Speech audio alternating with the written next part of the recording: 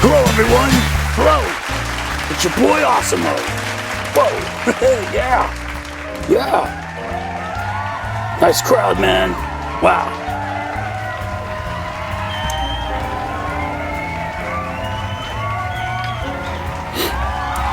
Okay, wow!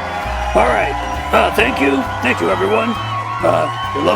Lovely crowd, and good to see everyone here today! Hello everyone, it's your boy Awesemo, and welcome to the Atomic Friends! Nice one, boss! Oh, nice one! Yeah! Thanks, Bendy! Thank you very much. So, Bendy, what game do we have on the show today, Bendy? Well, hello, boss! Today, on the show, we have Live Alive. Or Live Alive. Live Alive? I don't know, man. I keep hearing all the people say, Live Alive. So I think it's Live Alive. I think that's how you say it. So I'm reading here that, the Live Alive remake is a Nintendo Switch exclusive. The Live Alive remake dropped very recently on July 22nd of this year, of Our Lady 2022. This game is using my favorite new graphical gimmick by Square Enix, my much beloved HD 2D, or is it 2D HD? I don't know. Whatever it is, I dig it, man. I loved it in Octopath Traveler, which we've played but have not yet reviewed, and as well as Triangle Strategy, which we reviewed and rated very highly. So yeah, I'm rambling, and I don't want to run over anyone else's time, so without further ado, our humble and learned reviewers are waiting to let you know their opinions and thoughts on the game. So let's hear it from the dudes. We're gonna start out with the Noodle Man himself, the Noodle Dude, the Sundown Kid, Cowboy Billy Butch. Noodles. Alright. See ya later. Alright.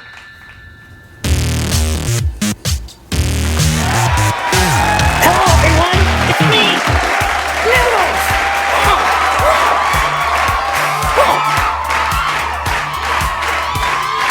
Oh, nice crowd. Oh, man, you guys are awesome. Hey, guys and ghouls. So today, we're talking about Square Enix's remake of Live Alive. Maybe it's Live Alive or Live Alive. I don't know, man, but let's get into it. Let's get into it, man. Let's go. Let's do this. Okay, so known for his work on Chrono Trigger and Final Fantasy IV. Let me see if I got this right. Takashi Tokita has revitalized this nearly 30-year-old RPG that he worked on in its original incarnation. It is being released outside of Japan for the first time ever with this remake. This, of course, doesn't count the non-official fan translations of the original game. But most of us have not ventured down that path of ROMs and emulations. And the original game, it had received positive responses, with much praise going to its unique gameplay and narrative style. But it was also criticized for its short length, bro. Anyways, the original game didn't sell very well in Japan, and we didn't see an English language port until now. The original game was the directorial debut of Takashi Tokita, who later went on to create and direct the game Parasite Eve.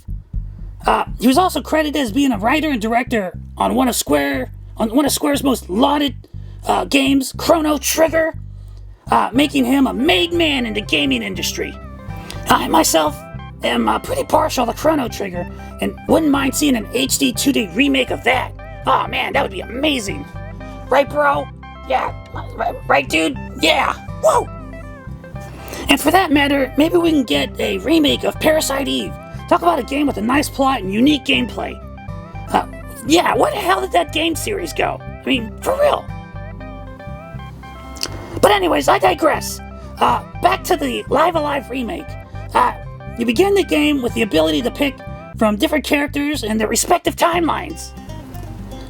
Each character and narrative is, fairly short. It really gives the player just enough story and action in bite-sized bits that I felt kept the story crisp and palatable.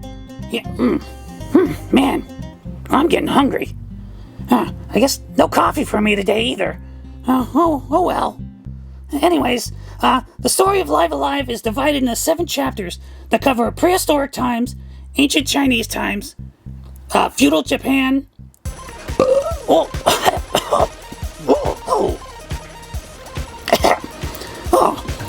Sorry. Oh man, I got the chunk. But yeah, the Wild West is also in it. The present day and near future, and also the far future. Whoa.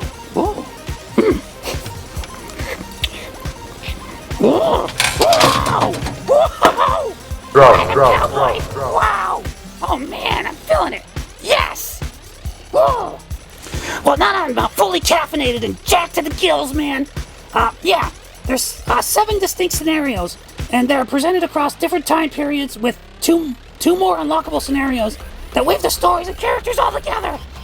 I enjoy it. The different storylines are weaved together, and I'm not going to get into too much of that because, we get into serious spoiler alerts. Spoilers! So, yeah, I'm not going to do that. But I will say that it's all well done, and you can see the influence of Takashi Tokita in that common thread. Just throwing that out there. I'm not going to say any more, okay? Spoilers. No spoilers. Not going to say anything.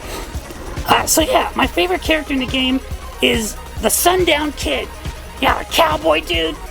He reminds me of the man with no name from my favorite Sergio Leone movies, the spaghetti westerns. Just in case you cared. My buddy Friendie, his favorite character is Obumaru, the ninja dude. Hey. Well, because Friendie's pretty stealthy. He likes to sneak up on people and scare them.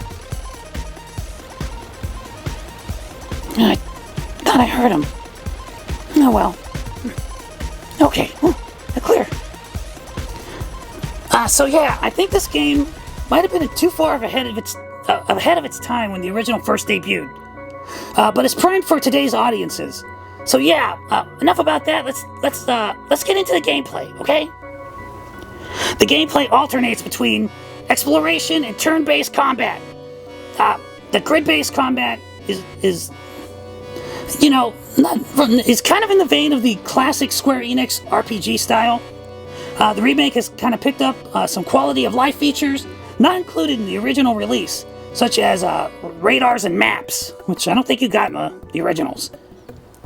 These are things that have, even though most of the levels are they're pretty small and enclosed spaces, like the spaceship and the cube robot timeline.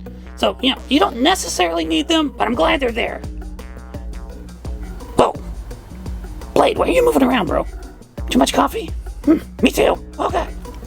So each character has their own distinct fighting style, but they're all regulated to the grid-based style. And the combat is pretty straightforward in this game. Like I said, it reminds me of a lot of the classic Square RPGs that me and the dudes love so much.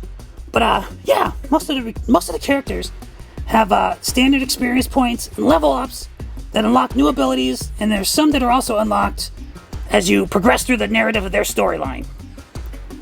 And in some of the scenarios, the combat can be avoided by like the ninja character, the shinobi, by using this cool stealth skill and make him disappear and avoid fights. So that's pretty cool. And there's a lot of well-implemented gimmicks like that throughout the game that really give the multiple storylines and characters a sense of individuality. You know, and there's one thing I want to say about this game. It's pretty retro-rific. Okay, you know, if you ask me, you know. And I also thought the difficulty in this game was pretty on point. Wasn't too easy, not too hard either. Yeah.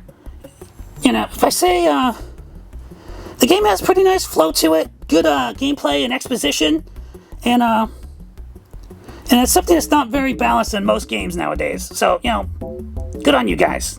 Looks great. So, yeah, that's all I have left to say about the gameplay. So, yeah, I'm just gonna hand this off to Mr. Doodles, who will talk to you guys about the graphics and the sound department. So, yeah, later. Later, everyone. Hey! Whoa! Oh, God! Oh, man! Oh, Ninja. wow!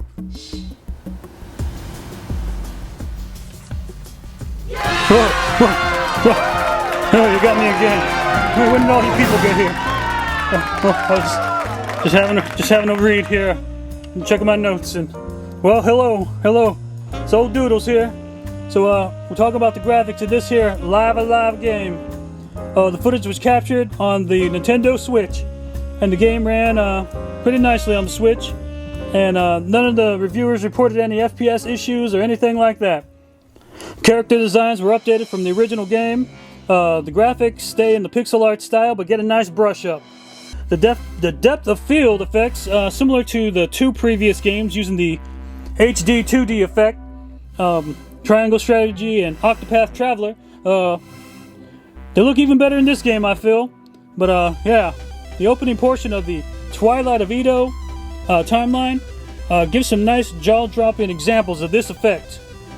You know, the backgrounds are stunning, and I could gush about them all day long. I mean, what can I say that I didn't say about the graphics in that old Triangle Strategy game, right? I just like how the color scheme and the style changes with the age that the characters find themselves in. They really went to town on this game. The prehistoric timeline is nice and lush, beautiful, bright green. You know, the planet is so young and vibrant in this scenario, whereas, you know, in the far future, it's all cold, confined metal walls of that old spaceship with that QB robot. You know, he wakes up in that future. I think the distant future scenario was my personal favorite because it reminded me of two of my favorite movies. Okay, yeah. The Middle Ages conveyed a certain level of darkness, with the existence of a dark lord and a dark cloud that seemed to loom all over the land. Wait, how many times did I just say dark? Hold on. Whatever. But you know what you're catching what I'm throwing out. Okay, so the game has plenty of visual style, and me and the other reviewers really enjoyed the look of the worlds that were created for this game. You know, the only unfortunate thing is, you know, we only see these beautiful landscapes just for a small fraction of time. But yeah, this game has style, and it's downright beautiful. And I tell her she's a real beauty. But you know, if I said it once, and I've told you 1,000 times, well, it's such extravagance. A real thing to behold, and damn it, it's downright gorgeous. Ain't that right, Billy? Ain't that right, Billy? Ain't that right? Yeah, that's right, Billy. All right, let me calm down. Let's move on to sound. Let's move on to sound. I'll tell you what, man, that coffee in the break room is really got my blood all up. I'm sorry. I feel like Hey! Who drank my Folgers? Wasn't me. Wasn't me, man. So on to the soundtrack. Soundtrack to this game is very diverse and divergent in its styles. Yoko Shimomura, the composer of the... So I don't know if it's all the Kingdom Hearts series, but she definitely worked on some of them. And the Final Fantasy 15 game as well. That had great music, even if it was lacking in other places, but we won't get into that. She rearranged the original music for this game. I want to say this was one of the first bits in the industry. The original game was, the original game. Oh, my eyes are blurry. I'll tell you what.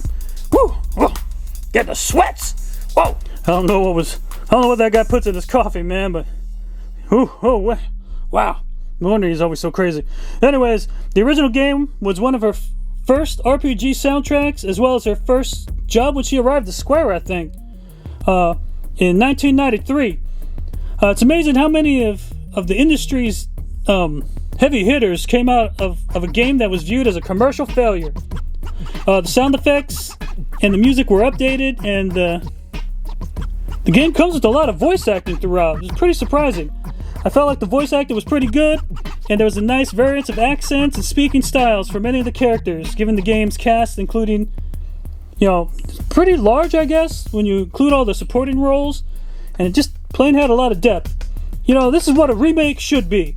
Square, I tell you what, man, Square has turned a new leaf lately when it comes to their recent remakes, it seems. Okay, so up next, looks like we're gonna take a little listen to some of the music. So we'll be right back. You guys have a little listen to music, okay? All right, I'm gonna try to drink some water and get it together.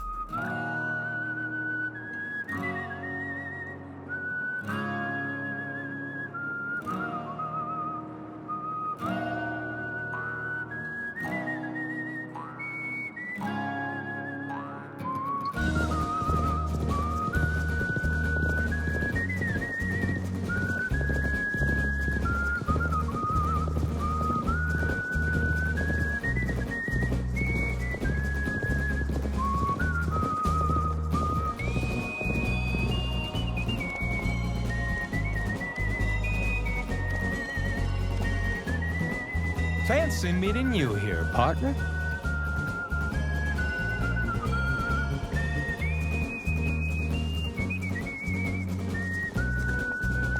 Oh, why the long face? Reckon you'd be relieved to finally put this life on the lam behind you. Honestly, a little gratitude would be appreciated. Come on, let's do this proper. Can't have people casting aspersions on the great bounty hunter, Mad Dog. No, sir. Never let it be said he shot an unarmed man in cold blood.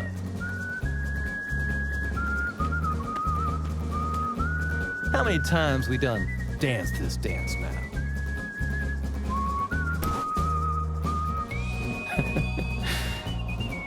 It's almost like saying goodbye to a lover. Bard had it right.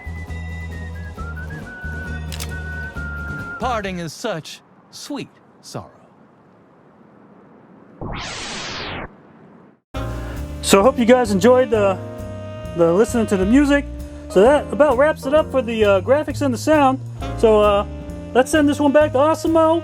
Let's take this one home, boys. Whoa, whoa, whoa! Oh God! Oh, it's what? Oh, ah! Ninja! Woo-wee! Yeehaw!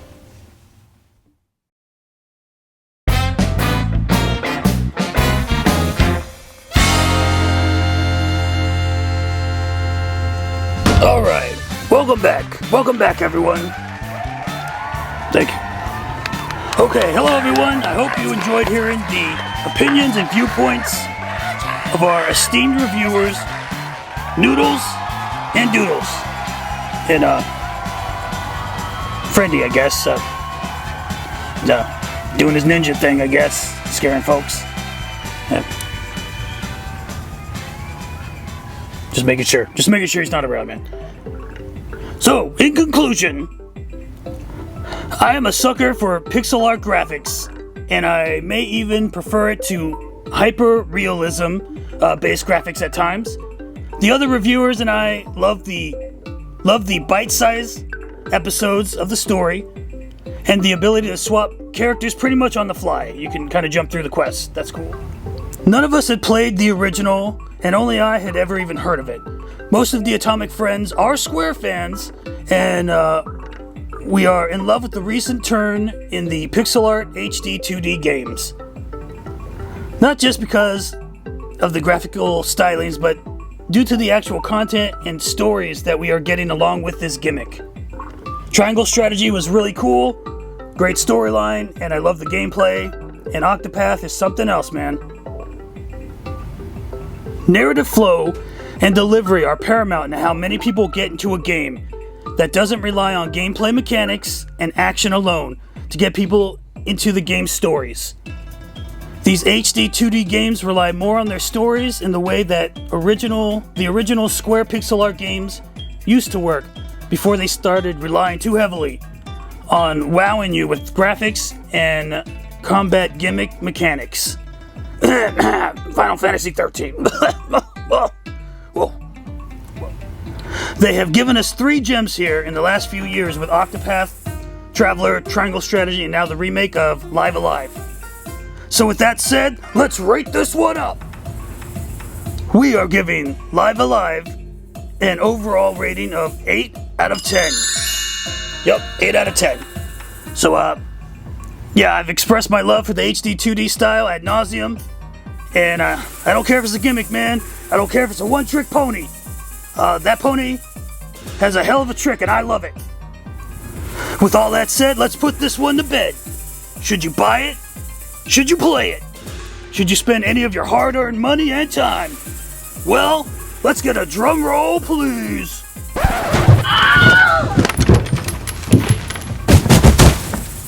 We at the Atomic Friends are giving this one a solid 3.5 out of 4 thumbs up. That's right. Live Alive gets nearly all the thumbs up. So that's not too bad. So yeah, I'd buy that for $1, baby. Yeah. Alright, so we got this game in demo form in the demo. We got the demo of this game on the Nintendo eShop, and then Power played the physical copy of the full game that we ordered from GameStop. Yeah, GameStop. We love those. And no, they didn't pay me to say that because no one pays me anything. Alright, so we don't normally pre-order games at all. But the Atomic Friends crew and I all agreed that this is one we wanted to play and review ASAP. So, yeah, I don't expect to see this one on sale anytime soon. And it was priced in the typical tier pricing on the Nintendo eShop and for the physical copies. So, you know, that's around $45, $55 in the North American region. So, with all that said, this game is certainly a buy. Square has really been giving us games that we want to play lately. And I would like to thank them for producing an array of diverse games in the last few years. Square is really beginning to experience a renaissance as of late, and they have learned a little bit from their mistakes with the Final Fantasy VIII Remaster. That one was bare minimum, with the background not getting the same treatment as the character models.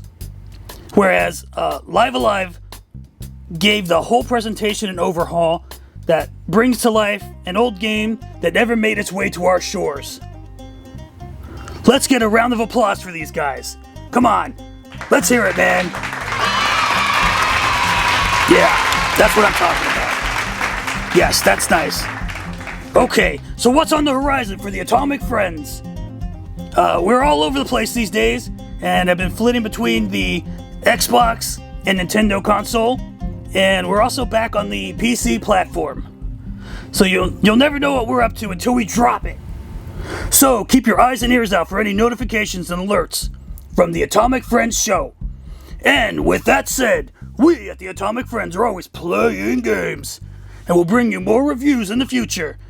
Give us a like if you enjoyed the review. You know, a thumbs up right there. Oh, look at that, that's a good one. Look at it, thumbs up. Look at it, it's glorious. Yeah, thumbs up if you love the show. And you know, give us a thumbs down, I guess, if you didn't like the show, if you don't like puppets. But just remember, bro, just remember, those puppets might not like you either. And they might give you a big, stinky, fat thumbs down. Okay. Yeah, and they wouldn't subscribe to your channel either. So, yeah, subscribe. Hit that bell right there. Hit that bell to get updates on new reviews by the Atomic Friends. So, goodbye, everyone. Goodbye.